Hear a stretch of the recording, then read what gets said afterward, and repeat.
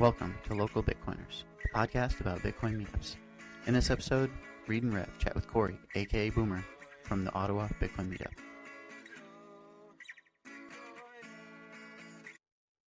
Hey, all right. Back here, it's Rev Hodel, and this is the Local Bitcoiners podcast.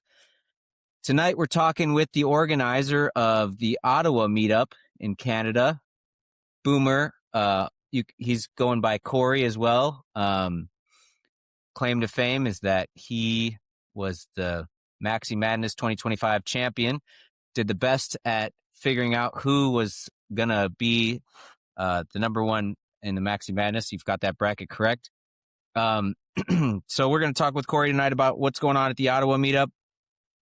And before that, I want to talk a little bit about just this. We're in a bear market. Okay, sure. The price is going down.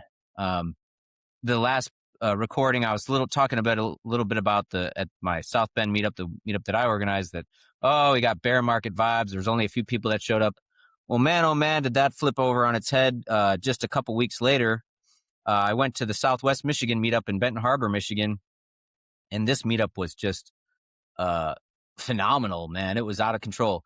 We had a huge turnout, and this is one of those meetups where there's a really good example of the circular economy shining through. And so there was a bunch of people there. We did a Meshtastic workout or workshop. I had one of my Bitcoin mining space heaters on display so people could ask questions and learn about that. But in addition to that, I left that meetup with 4 pounds of coffee, 2 pounds of beet, 2 quarts of yogurt, a month's supply of collagen powder, sourdough bread, and 4 dozen eggs. You can't beat that shit. It was just unbelievable. And so this meetup really has raised my spirits and, let me know that the people, the true believers in Bitcoin, the people who have conviction, are coming out strong. Reed, how was your meetup? Yeah, it's so funny that you say that, right? Because I also, January, we had some kind of bear market vibes. And then our February meetup, which was February 15th, was huge. We like doubled our normal, or at least the previous turnout. We had like 15 people. Yeah, we had great vibes. I did a thing. I tried something new this time where I sent out a memo to everybody, like a message, like hey, if you got any content that you want me to cover during the meetup, send me a message. Because all of our group, everybody's always silent on our group chats and stuff like that. And all of a sudden, people started popping up and chattering and talking about topics. And so I did have to cover a couple of topics I wasn't super thrilled about. Like I had to have a slide on Bitcoin Epstein connections, which was not have been on my normal meetup list. But whatever, at least they got, their, fearless leaders sort of opinion about how little that actually matters. And, we talked about, even if there was like some connection, that it really wouldn't matter for anything. So, we actually had great vibes. We talked about, I threw in a bunch of bear market content. We talked about Bitcoin obituaries, which is always a fun thing. We played a funny video about this guy always talking about how Bitcoin always crashes, so you shouldn't buy it. So it was fun times. We had a great meetup. So Cory, Boomer, how about you? How was your last meetup? What's up, guys? Glad to be here.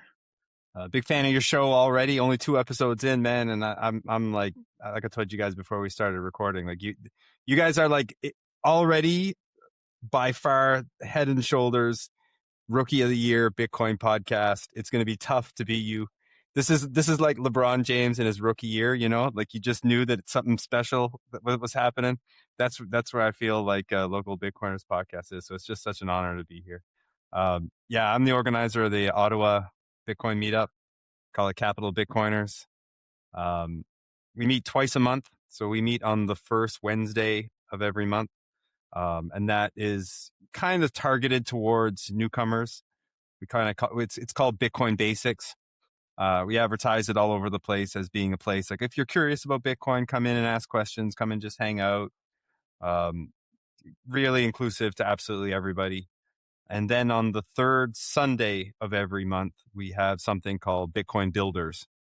And that's a little bit more focused on a lot of the guys who are developers, because we do have a couple of developers in and around the city that I live in. And a couple of guys, they just kind of want to have a kind of like a mini bit devs type of thing where they just kind of talk shop.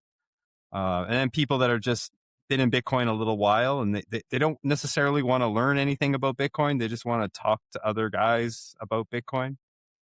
So we don't, obviously the two meetups have kind of blended into each other a little bit. Once you come to one of the meetups, you kind of like it, you end up coming to the other one, and it's kind of hard to tell the difference. But as the organizer, I kind of keep myself to the newcomers. So like I'll say hi to the guys, the same, just like your guys meetup. I'm sure there's probably 8 to 10 guys that are your core members, and you're probably going to get 5 of them every single time you have a meetup. You might be a different 5 every time because everybody has family commitments or what have you, but you get 5 of the 10 show up. So those guys kind of just hang out and do their thing. And I kind of focus on the newcomers and try to answer some questions.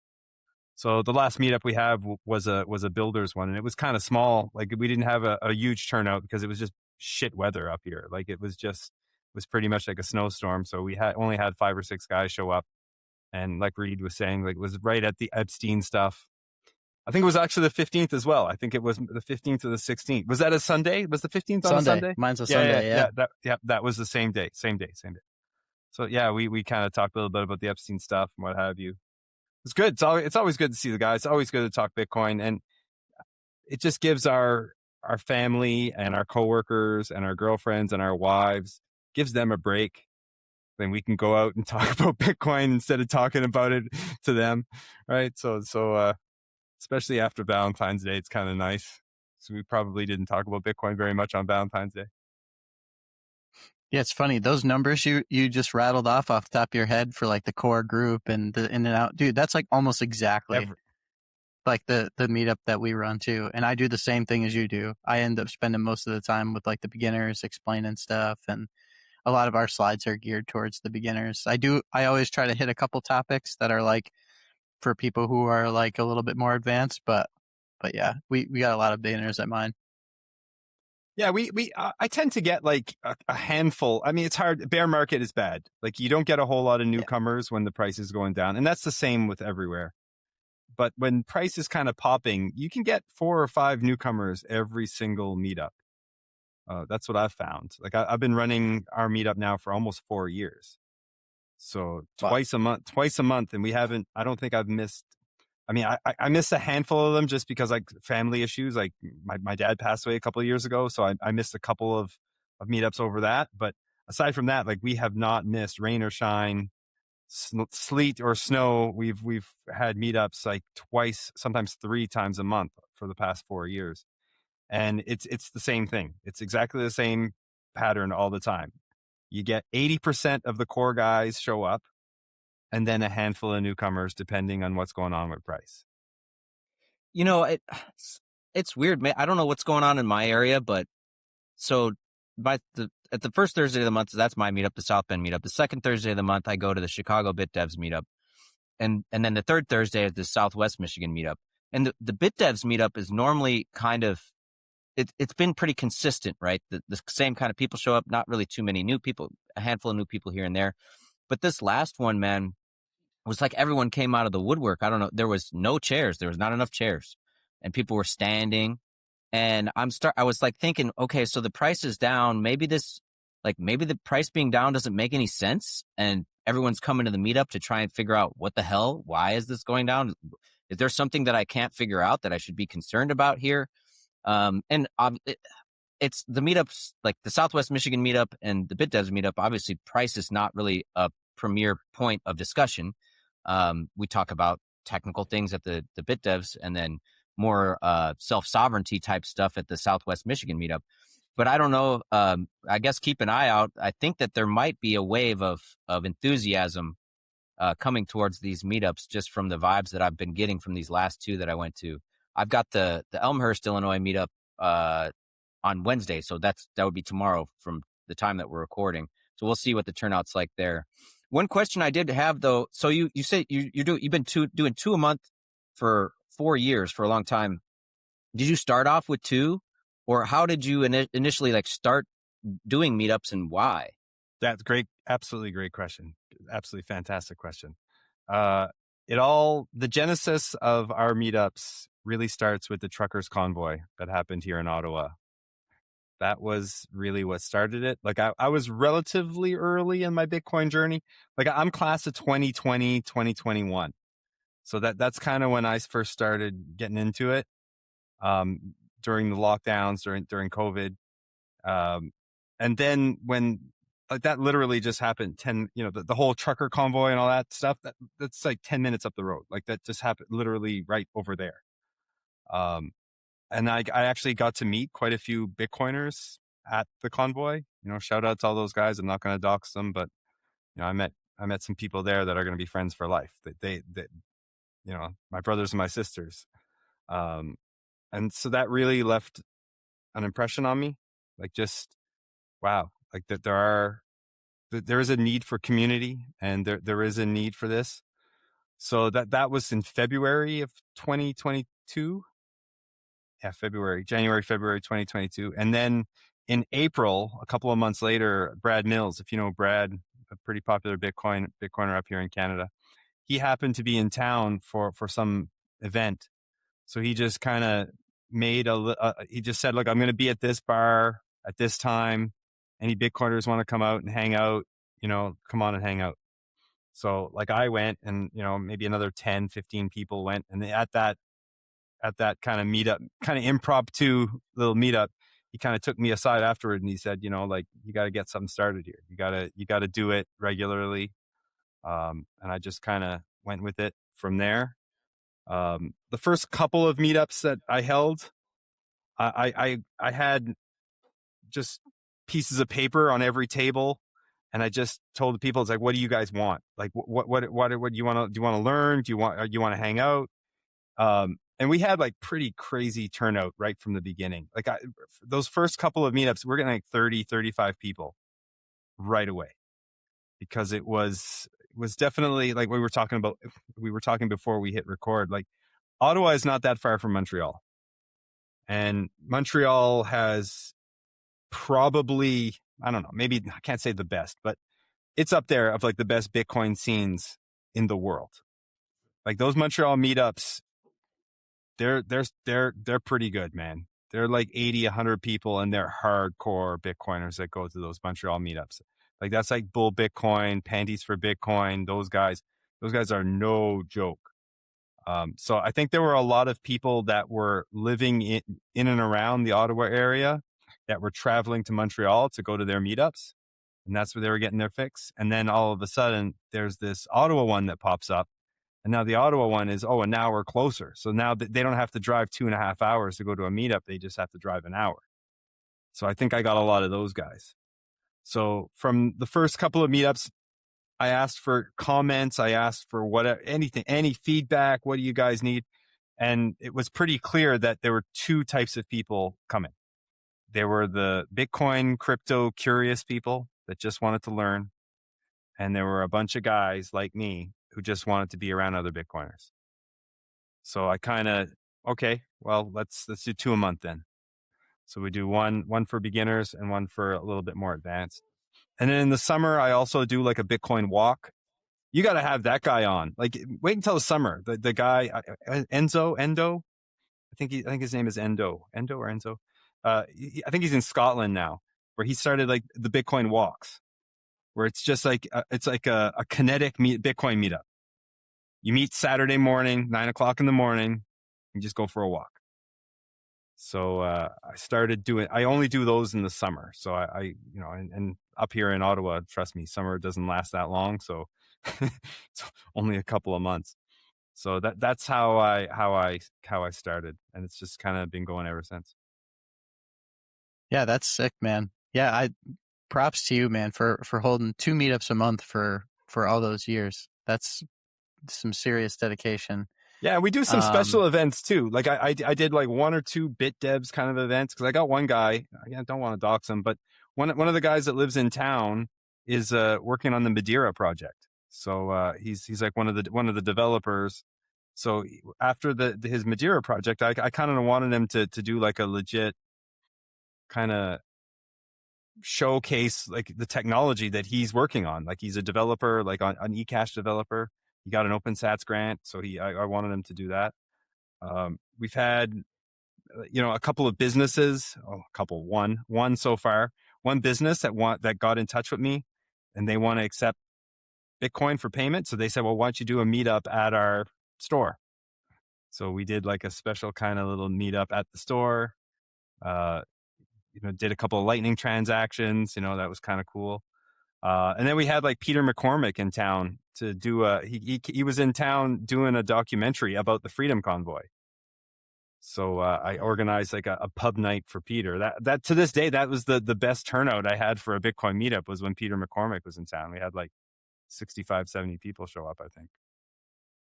Yeah, there's something about, it's funny, especially, I mentioned before we started recording that I went to the Canadian Bitcoin conference. I think it was 2024. But we were, I went up there with one of my buddies, and we were saying, man, there's something about, like the number of legit Bitcoiners in Canada, especially like per capita. Like, oh man, like I don't know what's in the water up there, but you guys got some serious Bitcoiner, like Bitcoin heavyweights up in Canada. What's great about up here is that every city has a completely different Bitcoin vibe. Mm. It's completely unique. Now you went to Montreal. That is hardcore cypherpunk, old school, freedom money, freedom tech type of vibe. Very different than Toronto. Toronto, that's Ethereum. I'm not saying that there aren't good Bitcoiners in Toronto, because there are. Some of them are my friends, but you go to a Bitcoin meetup in Toronto, it's not the same as a Bitcoin meetup in Montreal. Vancouver has a fantastic scene as well. Like the Vancouver scene is very like a circular economy. A lot of people like the Coin OS guys, the Coin OS guys are over there, and Julian Figueroa and all those guys. Those guys are like, they're legit. They're no joke over there in Vancouver. Calgary, we got like Ben Perrin, the BTC Sessions and his Sats Market, Dave Bradley and all those guys, Sly Goomba. There's some good Bitcoiners up in Calgary. But man, Ontario, man, it's rough. Like I'm in Ontario. The Ottawa scene, Ottawa itself is just a strange place. It's a government town. Everybody's afraid of everything. Everybody's boring. There was no scene here until the convoy. And I think even now, like people that come to our meetups and compare it to Montreal and Toronto, like we're very much we're more on the developer side. We're we're more privacy focused. I know here I am using my real name and being extroverted and all that shit, but I'm kind of the exception. Most of the guys at my meetup don't want to be doxxed. They're not walking around with Bitcoin t-shirts. But I would say pound for pound, Ottawa, some really smart dudes at our meetup. We're very much Bitcoin only, but we're more on the developer side, developer/energy. There's a lot of home miners up here too. Like this town is like got a lot of hobby miners, me included. I hate to it kind of sounds like I'm bragging, but like we're probably a more educated crew up here in Ottawa than a lot of cities. Like a lot of us like are professionals in something kind of related to Bitcoin, but not really Bitcoin. Like a lot of people that work in tech, a lot of people that work in economics, a lot of people that work in engineering. So that's kind of been our scene, and I'm proud. I'm proud to be a part of that scene for sure. My goal when I started the meetup was kind of make Ottawa the place you go to learn Bitcoin. But I think we're a part of that. We're definitely a part of that. But Reed's right, man. Like Canada's no joke up here, pound for pound, for Bitcoin. So I'm pretty interested in this idea of kind of keeping your pseudonymity, like your anonymous nature, right? But still being able to show up in person at the meetup.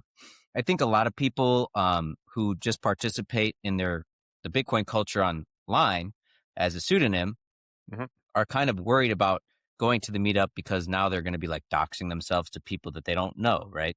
That they're not part of the community yet. So they're basically what I'm getting at is like, how do you create, or is there anything that you do to create an environment that gives people the confidence when they come to a meetup like this, that this information is like what comes to the meetup stays at the meetup. You don't really have to worry about it. And then by doing so, by participating, you're actually going to get more value out of your Bitcoin because of the network and the community and the culture that you're now a part of. Yes and no. I mean, one thing that I do a lot is to say no politics at our meetup. Like you don't like that, no shit coins and no politics.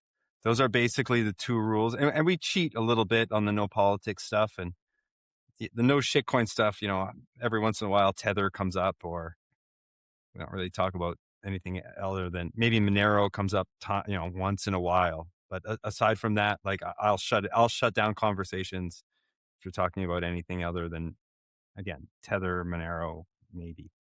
So like, but the no politics stuff is serious. Because this being, I'm sure Washington D.C. is exactly the same. Like, I'm sure you go to a Bitcoin meetup in Washington D.C. or maybe not so much now with the Bitcoin Policy Institute. They're doing good work over there. They're kind of taking the stigma away. But you're in this town. When you're in a government town, you're feds are everywhere, guys. Like literally, they're all over the place. So I don't pressure people to use their real names. We don't use name tags. There's a couple of guys there's one guy in particular, and he's probably going to listen to this. I still don't know his real name. Like I've known him for 4 years. I've seen him pretty much twice a month for 4 years, and I don't know the guy's birth name. I know him by his name. Now, are I think you that's pretty cool. explicit about like no photos, no recording? Do you like have to say that? Is that just like a given It's understanding? happened once or twice where I had to say it, but the group that we have over here, they're very privacy focused already. So I wouldn't be the one to have to say it. We would all say that. But it is something, yeah. Like I've been to other meetups in other cities where, I personally don't mind people taking my picture. I mean, but I wouldn't take anybody. I wouldn't take a picture. But I've seen that even in the Montreal meetups, like that I go to relatively, not 100% of the time, but I try to get out to at least half of them. There's people taking pictures. That's not really a thing up here in Ottawa. Yeah, one I of the feel like things, it's funny. So OPSEC came up at our last episode too, and I think it's probably. I mean, I think it's fair to talk about it. It's probably like the one area of, let's say, like criticism that maybe we get of not necessarily directed at us, but for like reasons why, like let's say like hardcore Bitcoiners are like, no, I don't want to go to a meetup.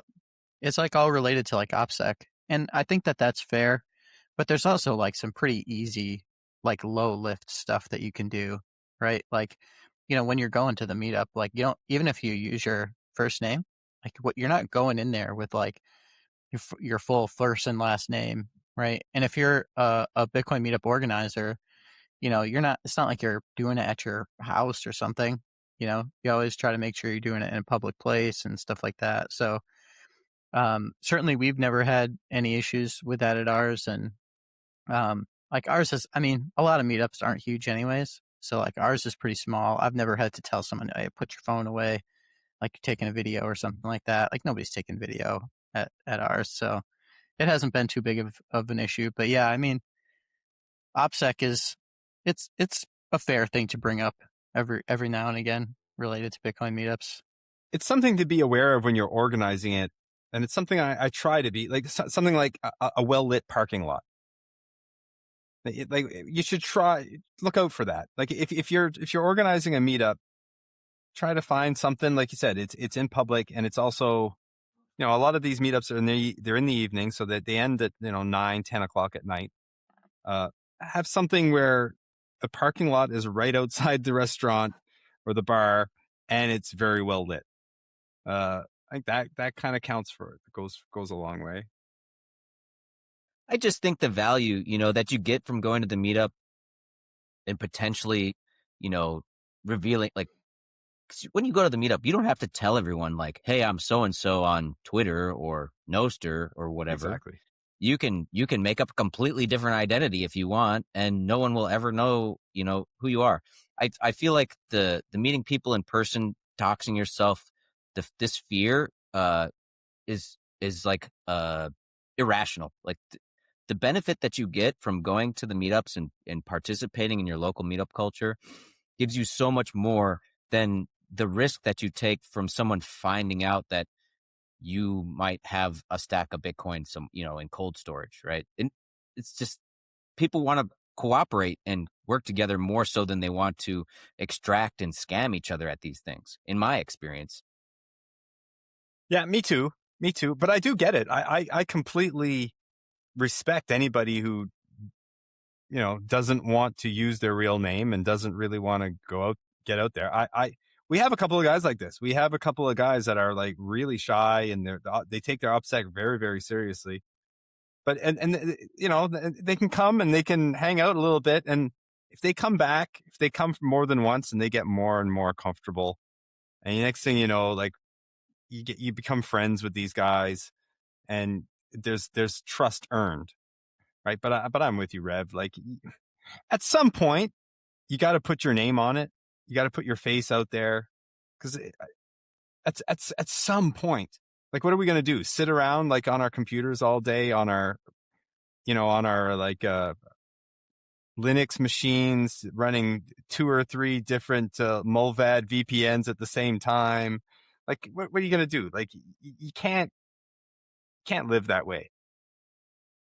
Well, yeah, I don't put my face online, but if you want to see my face, you can go to all of these meetups that I'm telling you I'm going to all the time, and you can meet me there. Exactly. And we're going to be great friends if you show up and meet me, like this is going to be awesome.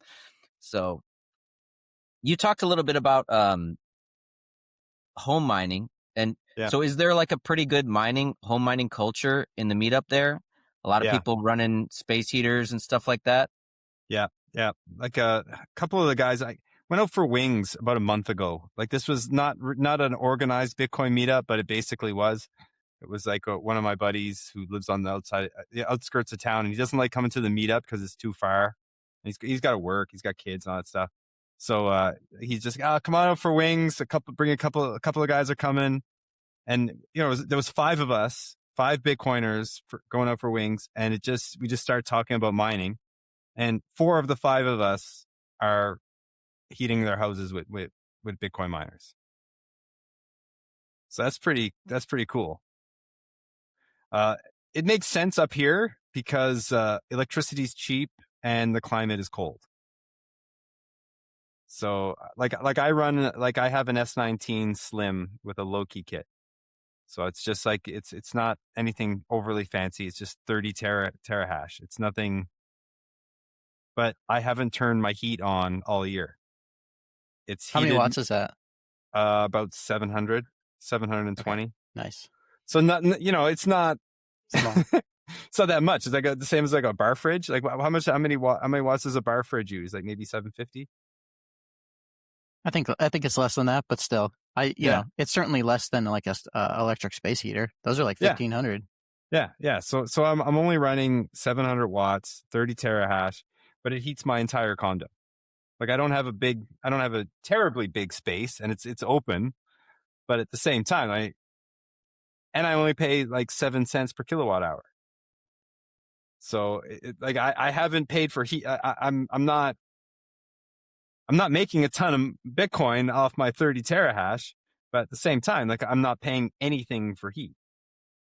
I was moaning to Rev before we started recording. I think right before you jumped on that I had to.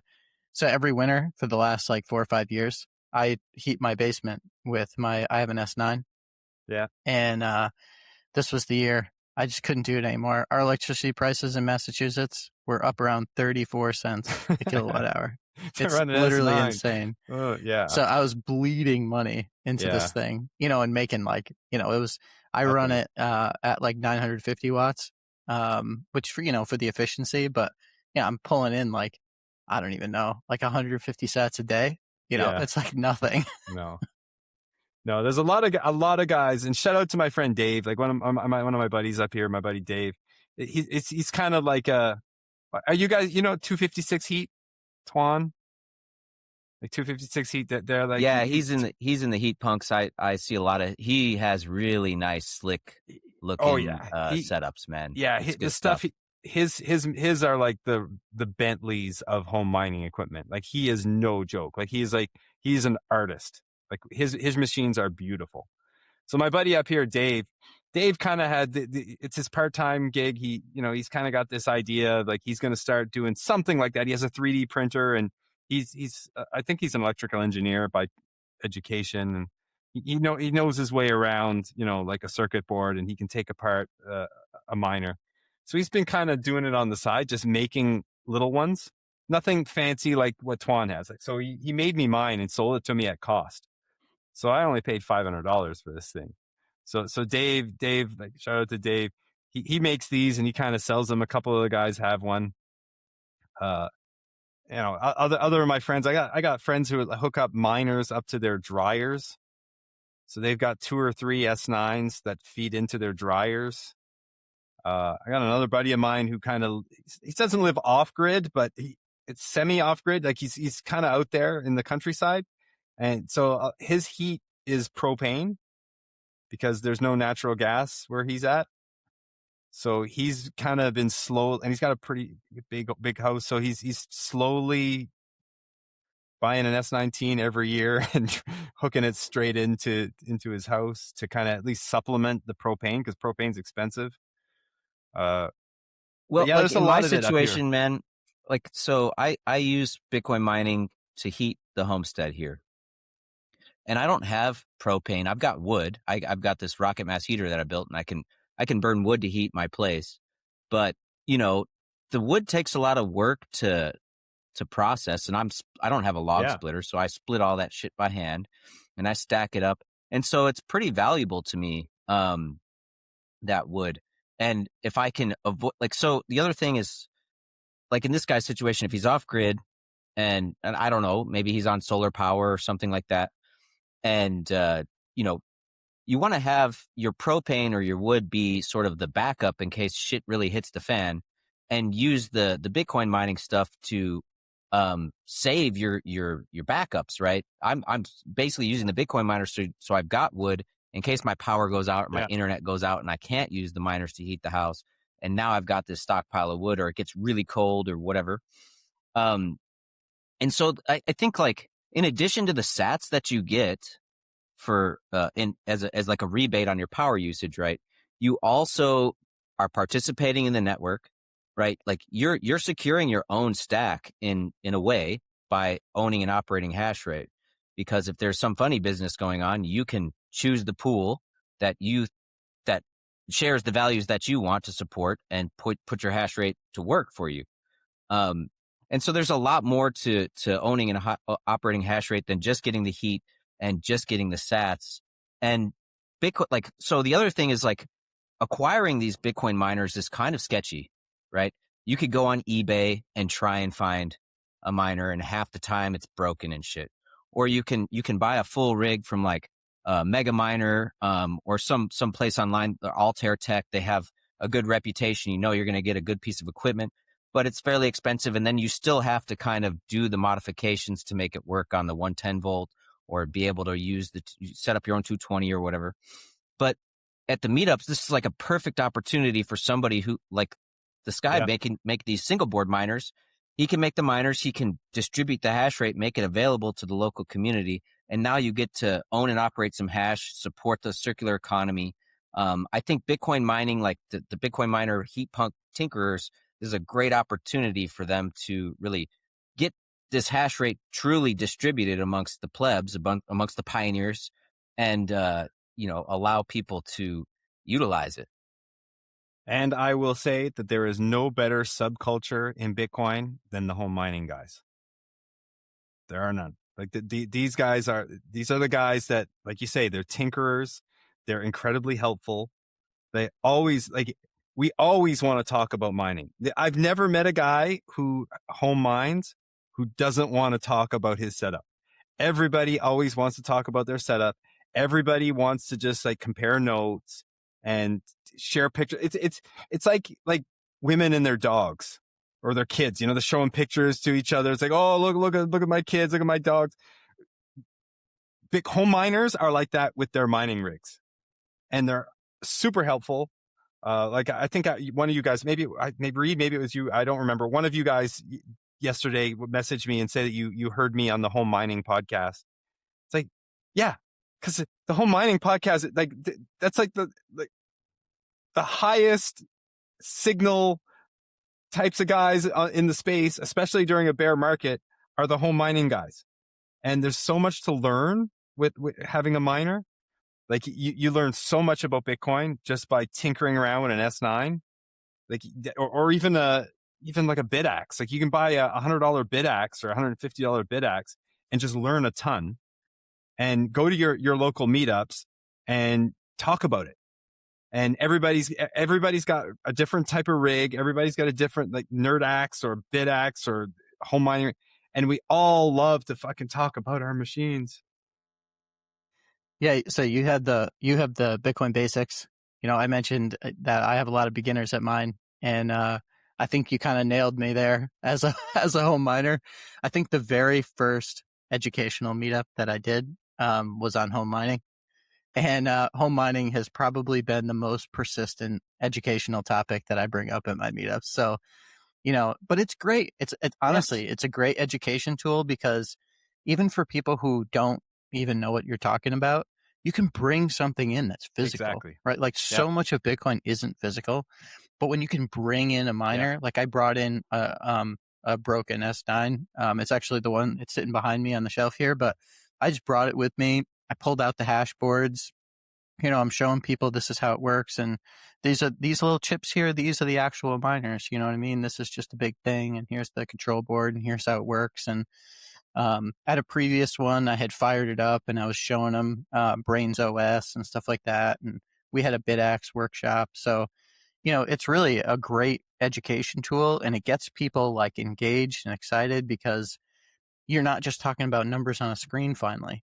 You Yep. can bring in something and hand it around, and people can put their hands on it. I think it's a great education tool for Bitcoin meetups. And there's just like a lot of misconceptions about or maybe assumptions, like these miners are always loud and they always take up so much power. But we're moving into an era now where you can modify these miners, and now there's even direct to market miners that are targeted at home mining that are quiet. They produce just the amount of heat that you need. And yeah, it's one of those things where when you show up with the miner, you can feel the heat coming out of it. You can see how quiet it can be. You can see that you could just plug it right into the wall. The Wi-Fi is connected right up. It's easy to a degree. And it's like a lot of people, they've started stacking. They've got, now they've got their hardware wallet. They've got their node set up, and it's like, what's the next step? Now you got to own and operate some hash. And then beyond that, it's like, well, then you're already coming to the meetups. You're if there is a Bitcoin maximalism purity test or whatever, it's like you passed it, right? You got the hardware wallet, you run the node, you hash at home, and you're going to the meetup. I'd say you're doing a pretty good job of participating maximally in the Bitcoin community and culture.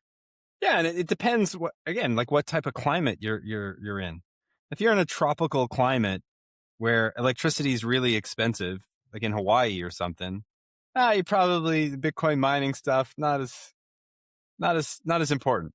But you're in a place like where the locations that we're in, it's bloody cold up here in winter, right? So yeah, I know Reed's paying a ton of money on electricity, but like Michigan, what are the rates like in Michigan? Well, their average is about 18 to 20 cents, I'd say, for residential. I'm at 14 great. cents in the wintertime, and I can get down off peak below 10 cents in the summer. But, a lot of people everyone's got a clothes dryer, right? And a lot of times their clothes dryer is electric. And so it's like, if you have somebody in your community who has converted their clothes dryer, they're probably not going to go over to your house and do that conversion for you. But like you said, they're going to be happy to tell you everything they know about it and guide you in how to do it yourself. And the same is true with hot water. I've developed some techniques that make doing the Bitcoin mining hot water really accessible. Nobody in my local area has taken the leap. We've got one guy that's working on a pool heater, which is an immersion setup, right? But once the mining is introduced into the culture and the community, and people are discussing it, now people are starting to try and find ways where they can, if they're not in an opportune climate or whatever. And obviously, when the summertime comes around, you want to find ways to keep hashing anyways. You've already got the equipment. Give me an excuse to keep hash. Can I make a food dehydrator now and go to the farmer's market, buy a bunch of extra tomatoes and make sun-dried tomatoes with my Bitcoin miner, basically, right? Or whatever. But yeah, there's a lot of this information is hard to find and it's hard to trust too. When you go and you're searching on Twitter or Nostr or on any of these weird group chats and stuff, when you have somebody that you can call and talk to and meet in person to guide you through, it makes it a lot more accessible. And this is how we strengthen the network. Share ideas. Yes. And just collaborate. And so also I'm working, I haven't perfected this yet, but I won a hackathon last summer for doing Bitcoin mining air conditioning. And so hopefully soon the home miners will be able to take their space heaters and convert them into getting some cool air from it as well in the summertime. That's interesting. Yeah, how are you, like a heat that's pump? a wild. What are you using? Like what? It's not inversion. What is it? What is it called? Like with the not Freon gas, but something very similar to Freon, and the same way a heat pump works. Yes, you could do that, but that's not very accessible to the average person, right? Because you need to create a vacuum and you need to work with some materials that are not necessarily easily accessible. Yeah. But so the way that I'm doing it is I take it's basically a supercharged evaporative cooler. And so I take the exhaust heat from the miner and I blow it over a radiator that's lined with this clay that's super hydrophilic. It really loves to absorb water.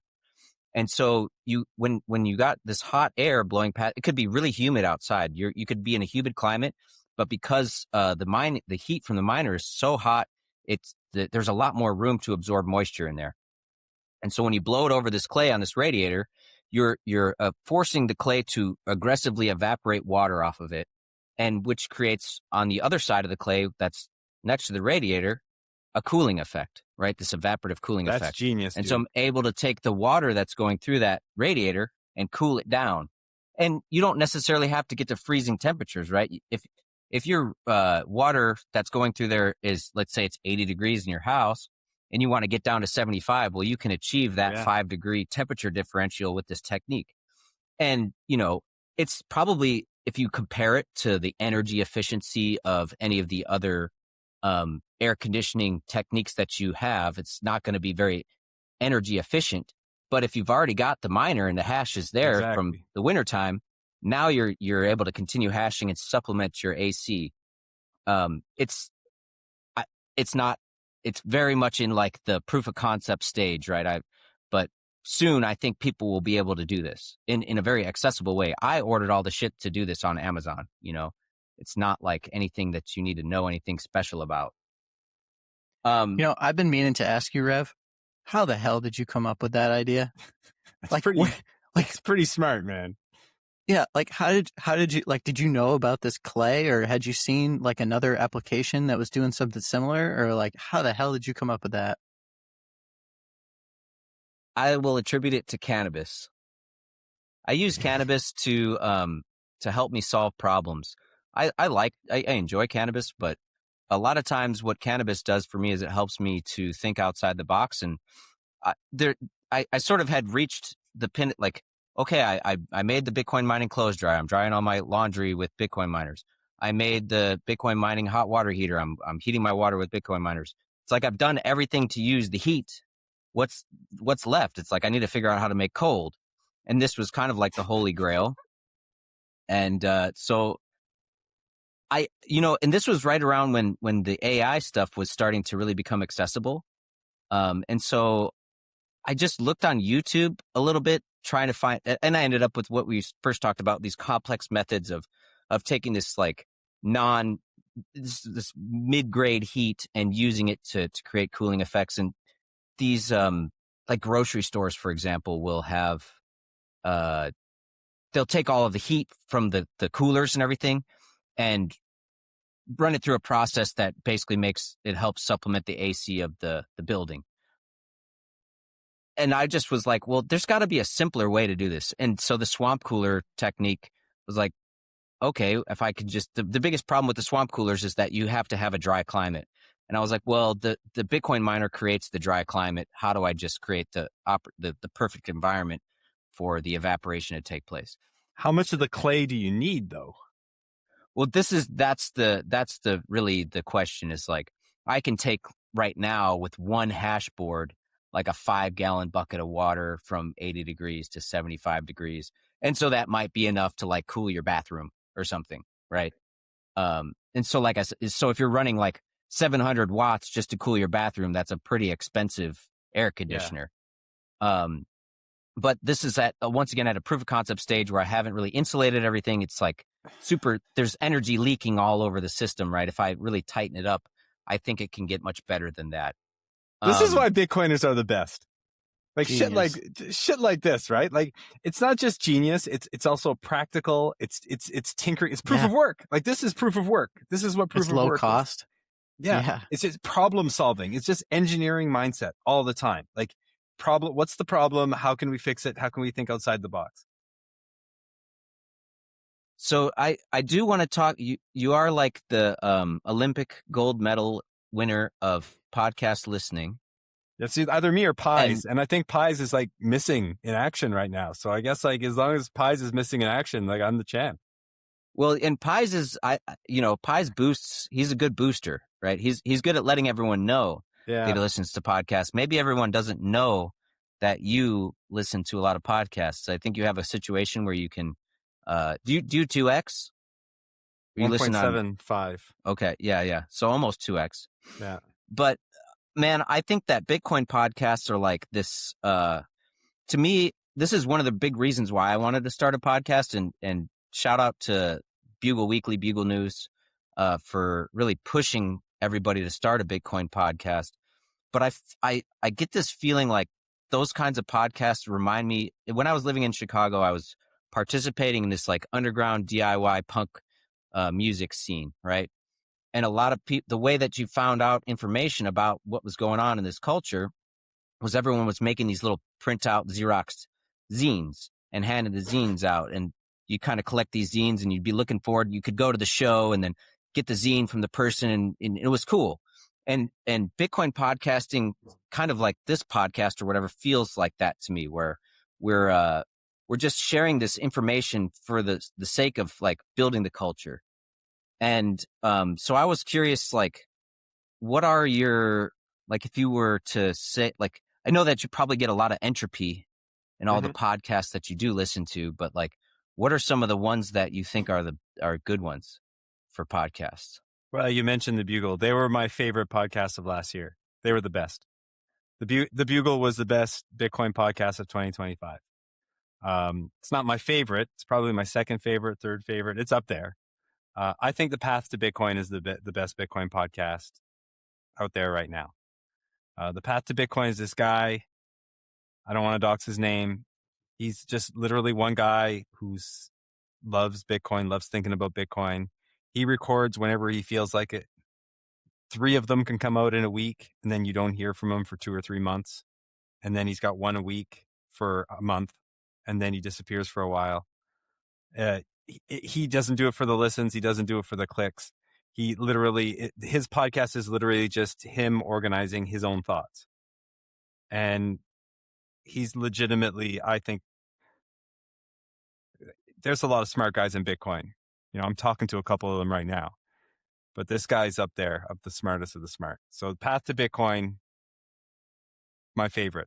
The Bugle, I'm wearing the Rock Paper Bitcoin t-shirt right now. Those are my guys.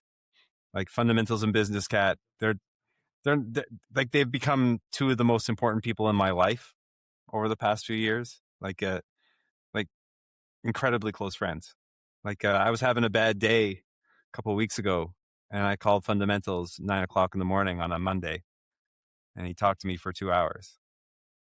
Like that's, and Rock Paper Bitcoin. I know you guys are listeners.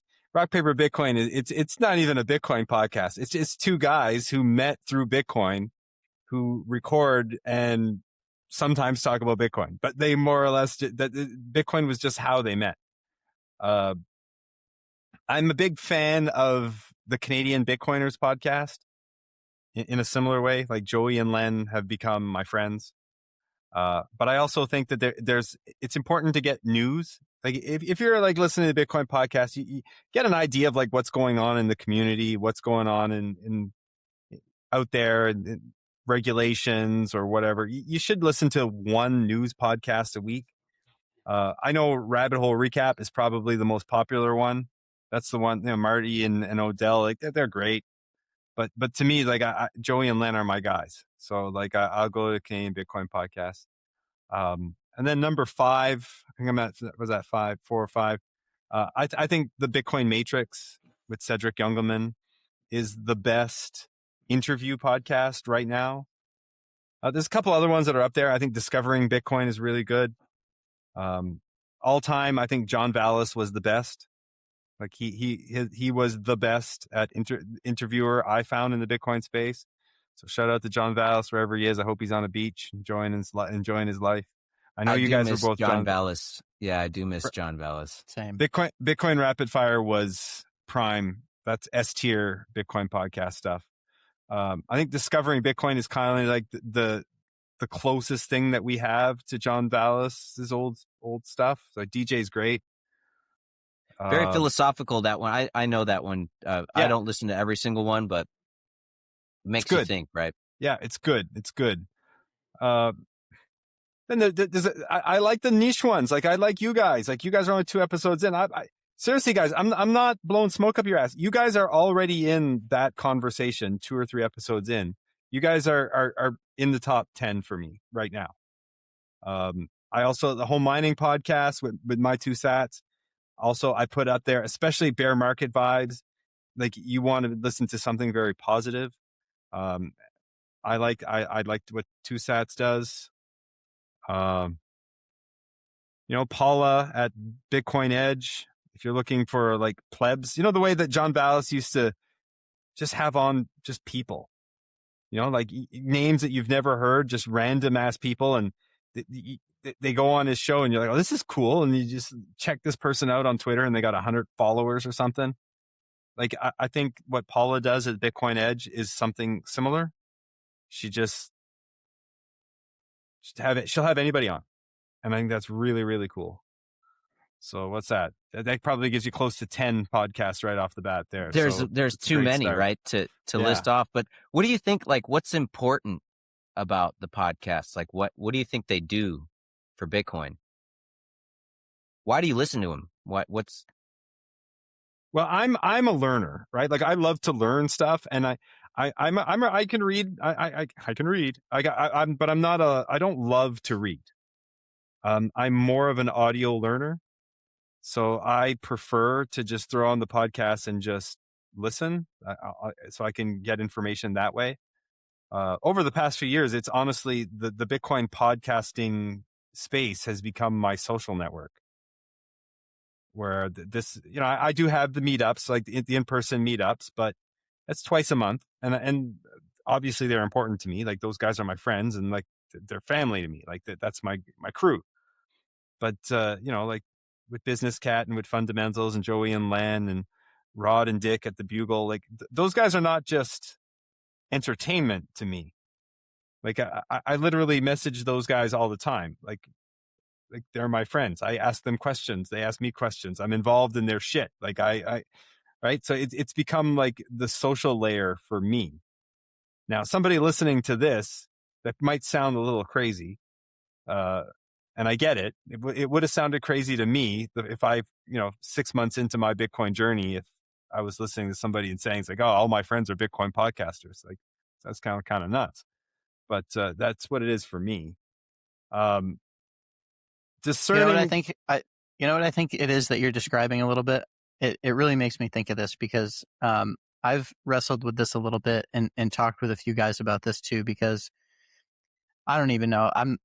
Hard to put a date on it. Like 2020, 2021, like Bitcoin Twitter was just, dude, that was just like where it was at. Like Yeah. that was like the Bitcoin social layer. And, you know, you can blame it on Nostr or you can blame it on Elon or whatever you want to blame it on, but it's just not the same. Like everyone It's not. agrees. Like Bitcoin Yeah. Twitter is just not the same. And I wonder if it almost kind of sounds like what you're saying. And I think I almost kind of agree to some extent. Like I wonder if the social layer has just moved, you know, the barrier to entry now for podcasts, like Rev and I starting this podcast, like this extremely low barrier to entry, right? And it's like if you really want to have a voice, you know, I could blast a note on X, like I have like 100 followers, like nobody's gonna ever hear that. It'd be way easier and better for me to be, hey, if I want to have a voice, I'll produce a 1 hour show and talk in great detail about all the stuff that I really want to opine on. And that's like actually maybe a better mechanism for, you know, the social layer of Bitcoin. And it bridges the gap between the nostr crew and the Twitter crew because we all fucking listen to podcasts, right? Yeah. And so I think that the what the podcast scene in Bitcoin has become is kind of like the glue. You know, it's kind of like the glue that Twitter used to be, and maybe before that, you know, I don't know, Reddit or the Bitcoin Talk forums, or Yeah. I wonder if we're slowly starting to migrate like over into this sphere as opposed to just like this text-based online, you know, chit chat or whatever. And it's also becoming a little bit more niche, right? You can find your Mm, tribe where yeah, it's not like in 20 when I first got into Bitcoin 2020 2021, there was a handful of podcasts out there.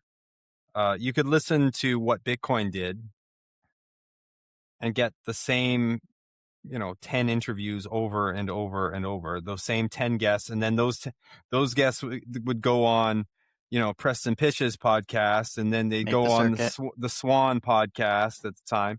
And it's just like it's good. Like I got nothing against listening to Larry Lepard. I like listening to Larry Lepard every once in a while, but I don't need to listen to Larry Lepard 3 times a week say the same things. Right? I just don't need that. But what you can happen now, and like I'm gonna agree with Rev. Like I think the Bugle really did this. Like I think they're the ones that really started it to do something completely outside the box, completely different of like what was going on in the Bitcoin space. And it just had a bunch of people now started to be like, oh, we can do something different, right? Like what you guys are doing and what Fundamentals and Business Cat are doing. It's just different, right? There's a new podcast out. I haven't even listened to it yet. It's like the Muslim Bitcoin podcast in English. Like they're like I'm not Muslim, but I think it's cool as shit that they're like making that like that type of niche podcast, and they're all over the fountain charts now. They're like 3 or 4 episodes in, and they're like all of their episodes are in the top 30. So they must be doing something right. So you can kind of find your tribe within your tribe. I mean, look, we're on a Bitcoin podcast about Bitcoin meetups. That's cool as shit, guys. Well, so the meetups, I think all this stuff is I talk about this 8 forms of capital all the time. And cultural capital is one of the things, like you get Bitcoin, right? That's your financial capital. But in order to like maintain your conviction in Bitcoin, you need to be sure that like you're not just the only one out there, Yes. And so the meetups create this true sense of local culture. Correct. Where you meet people and Yep. you know that there's other people that you know in person that you can meet and interact with. But the same thing happens in a digital form with the podcast, right? Like you start listening to these podcasts, you become friends with the podcasters, and then there's often group chats. And this is something that we didn't really talk about. If you have a group chat associated with your meetup, but you end up in these group chats and you start to build relationships and cultural capital around whatever that podcast is. And Reed, you made a great point in that this is a bridge. That there's no nostr, Twitter, whatever you're using. The podcasts are ubiquitous, right? And so they're incredibly important in that regard for the propagation and promotion of cultural capital across these niches of Bitcoin. And Bitcoin obviously is a decentralizing force, so it only makes sense that it would start off 5, 6, 7 years ago that there's only a handful of Bitcoin podcasts, and now there's 1,000, right? And they're on various different subjects about everything you can imagine. Now, the challenge with that is deciphering signal from the noise. And as there's going to be more and more Bitcoin podcasts, there's going to be a lot of good ones, and there's going to be a lot of bad ones. Right? And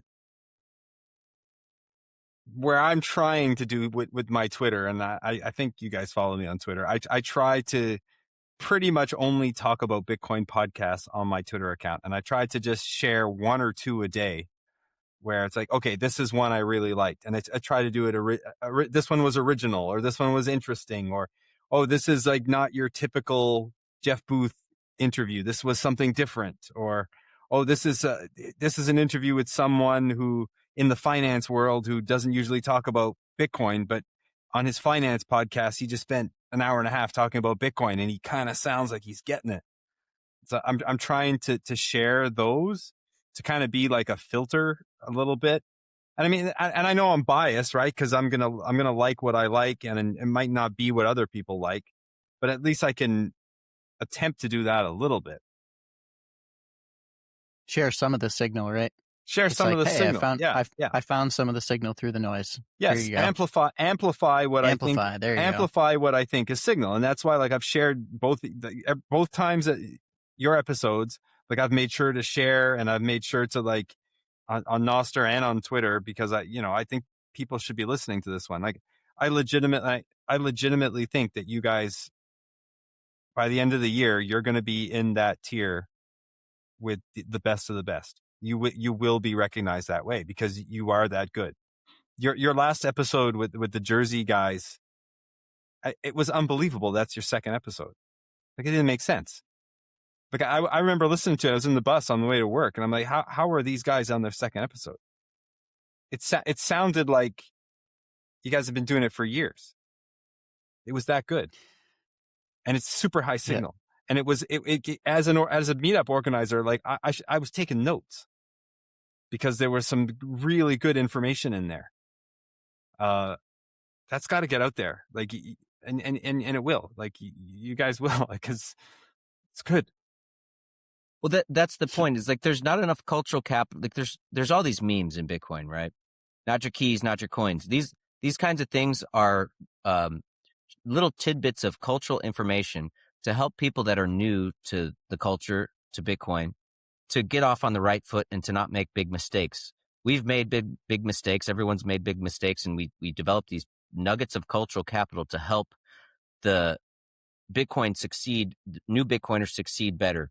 But there's not a lot out there about Bitcoin meetups, right? So that's why we thought it was incredibly important to, like, help people learn how to start meetups, learn the value of the meetups, what you can get out of them. And, like, Twitter is a way of it's a location, right? You develop culture. So money is a border of culture. If you go to Europe and you have dollars, you need to get euros in order to buy shit, typically, right? So there is the money that people use is a border of culture. Location is a border of culture, right? And so with this digital world, like, we've got these different borders of culture. One border could be a group chat. Another border could be nostr. Another border could be Twitter, right? But the whole idea is that these nuggets of cultural capital need to propagate, and meetups are the best way to propagate cultural capital across your local community in meet space. Yeah. Yes, and this was, like, something that was missing. Yeah. People need to realize the power in this. When, like, you can imagine if there's a meetup in every city, and the federal government or the deep state or whatever decide they don't like Bitcoin and they want to try and stamp it out. Well, good luck trying to stamp out 1,000 different fires in every state and every province and every place all over the world. You can't do it.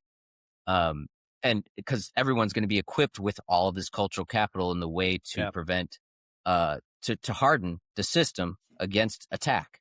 Yeah. Especially if we're having these meetups and we're incredibly good customers when we go there. Like at my meetup, we go to, we switched around a little bit, but we've been at the same restaurant now for about 18 months. And the waitress fixes her shifts to make sure that she's there for us. Like we're her favorite customers. She's got a wallet of Satoshi. We tip her in Bitcoin. She loves it. Like and she talks to the other servers about like, yeah, you guys got to get on this too. And she's been doing it for a year and a half, and she's like stacked, 250,000 sats just from $5-10 at a time. People having a beer, having a pizza or whatever. And her boyfriend, she talks about her boyfriend all the time. She's like, yeah, my boyfriend's into the crypto stuff, and he's jealous that I'm getting all this Bitcoin for serving you guys. Well, what Rev just said there about the government trying to clamp down on the Bitcoin meetups. Well, it wouldn't go very well if they went to Big Rig and clamped down on us, because on a Wednesday night, we're the best customer. Because we're you know what I mean? We tip well, we tip in Bitcoin. We don't cause any problems. We're very nice to the staff. If all the Bitcoin meetups do that, talk about like cultural currency, right? Like you're building, you're spreading Bitcoin in a different way. You're creating in the minds of people, oh yeah, that Bitcoin group, they're super nice guys. Maybe when the TV tells me that Bitcoin is for a bunch of criminals, like, well, maybe it isn't. So I just want to say, I especially going over your elaborate and very in-depth podcast listening career. The praise you have for our podcast is amazing. I really appreciate it, and probably this is the best possible segue that we can get. But why don't we? So one of the things that we do, right, is when we get boosts for the show, especially if we get boosts from other Bitcoin meetup organizers who want to announce when their next meetups are or promote their meetup in some way. We like to make sure we give them some airtime. So, Rev, you want to transition and start reading off some of the boosts from the last episode? Yeah, and before we get into that, I got it pulled up here on my phone. I'm curious, Boomer, what from this discussion, what do you think was the big takeaway? What do you think was the most important thing that people needed to hear from this discussion? I mean, with all your podcasts, the social layer is important. The meet space is important. Like you have to go out there. Like what you said before, right at the beginning of the show about your last meetup, how you showed up with 4 bags of coffee and some tallow and some collagen or whatever the hell you bought. Like that is so freaking cool that you can go somewhere in meet space and meet Bitcoiners and participate in peer-to-peer exchange. And aside from learning from each other and helping each other, you're improving each other's lives by buying products and paying with the soundest money man has ever created. Right? Like that's just beautiful. So just keep going. Everybody's got to go to the meetups. And one thing Reed mentioned it about the conferences. Conferences are too intimidating. They're great. I love going to the Canadian Bitcoin conference. It's amazing, but it's a commitment, right? Showing up to a local meetup on a Thursday night, on a Sunday night, it's not a lot of work. Just show up. Well said. All right. Excellent. I agree. The meetups are super important, and it's one of those things like just much like having a Bitcoin miner put in front of your face. Until you have the Bitcoin miner right there, when you see it, you can feel it. You don't really get it. You got to experience it. Not until you go to the meetup for the first time do you really understand how powerful this shit can be. Yeah. And so there's a lot of meetups happening, and we got some boosts. to let other people know that these meetups exist. And the first one is from Sean Summers. He's got the Niagara Bitcoin meetup. It looks he's got a Canadian flag emoji in there, so it must be Niagara, Canada. And that's a third Wednesday of each month. And if you want to find more information about that, you can find them at Niagara BTC on Twitter. So third Wednesday of the month, Niagara Bitcoin meetup, Niagara BTC on Twitter. We got an anonymous boost. This one is talking about the North Chicago Bitcoin meetup in Long Grove. And they actually, so somebody else boosted last month or last episode about this meetup. So somebody else is promoting it. It must be a good one. North Chicago Bitcoin meetup in Long Grove. It's the first Saturday of each month at Joni's Pizza, 11:30 a.m. to 2 p.m. I'm sure if you look on meetup.com or something, you'll be able to find more information about that. Lonely Pumpkins. This is a business cat, Pennsylvania related homie. So he's digging the pod, and he started a new meetup in Harrisburg, Pennsylvania area. Bitcoin in the Berg is what he's calling it. That's Coffee my guy. meetups every. Oh, you know, Lonely Pumpkins. Wasn't that Business Cats?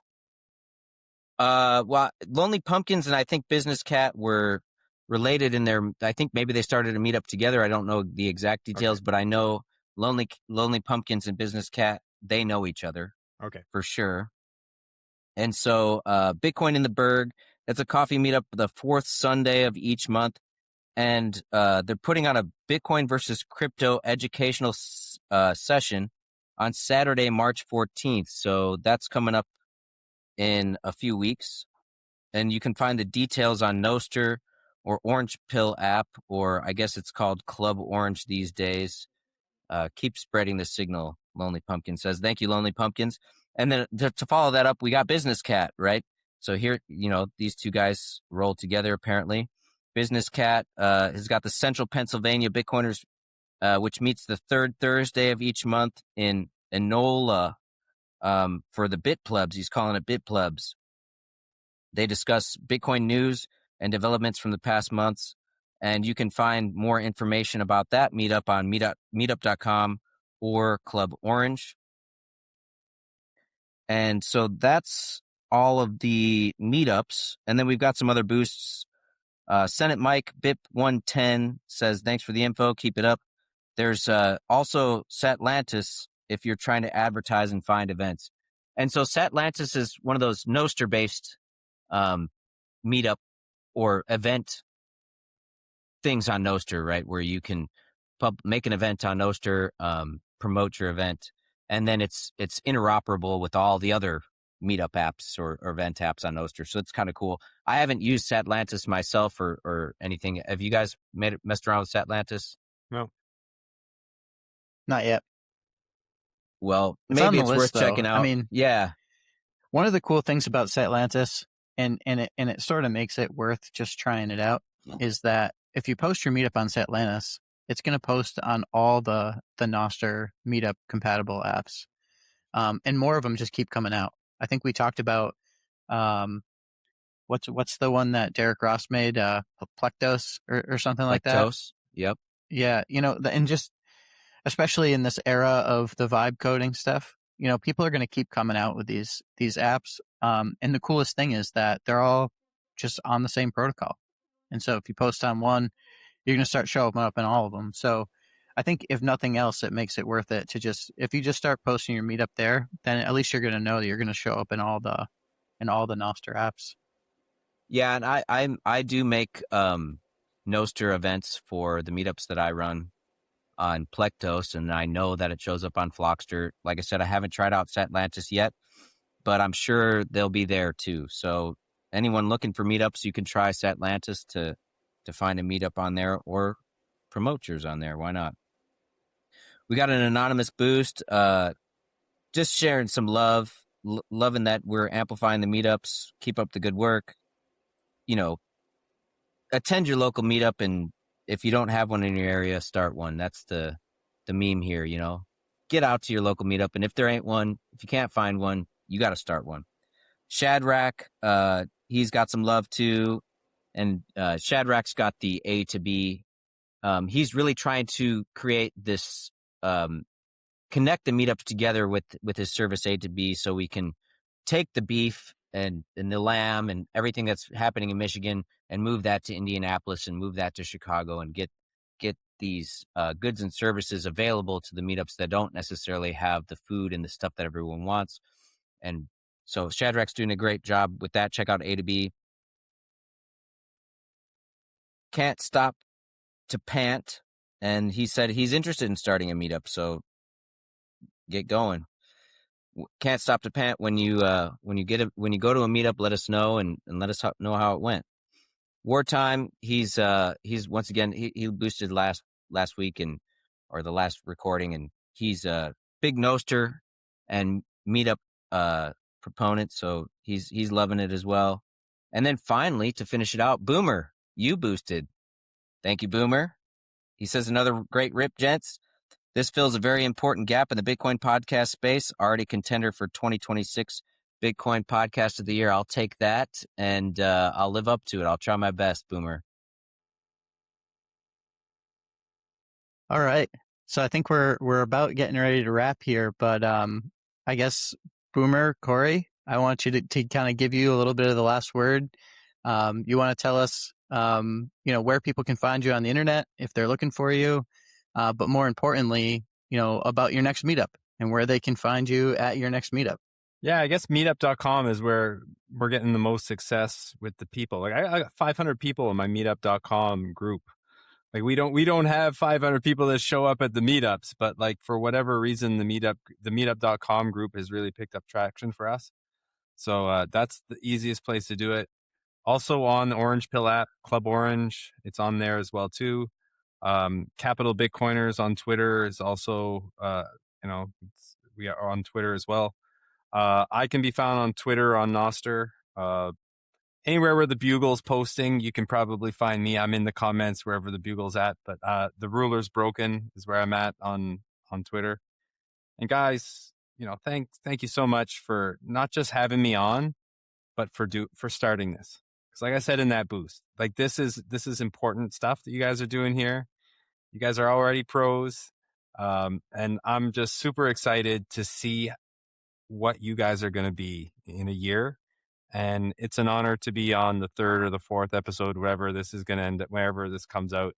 Like I'll be able to say, like I was one of the early guests on this show when you guys are, at the top of the PodConf ratings. When you guys are all popular and shit at Bitcoin Las Vegas, and you guys are big whales and popular. I can say like, yeah, I was on one of their early shows. So thank you.